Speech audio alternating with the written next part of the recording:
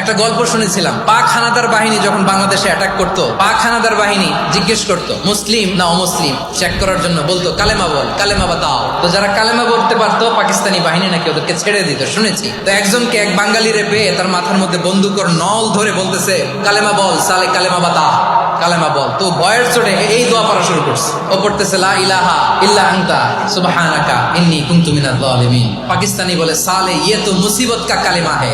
বাঙালি কয় হাম তো भी মুসিবত में है।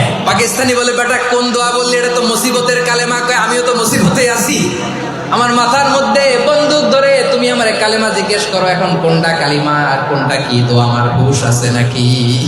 লা ইলাহা ইল্লা আনতা সুবহানাকা ইন্নী কুনতু মিনাজ জালিমিন। বিষ্ণুই বললেন দেয়ালে পিঠ থেকে গেলে, চোখে মুখে অন্ধকার, বাঁচার কোনো উপায় নাই, তখন এই দোয়াটা পড়তে হবে। এই দোয়া পড়ে আল্লাহর কাছে ফরিয়াদ করলে বিপদ মুক্ত করবেন কে?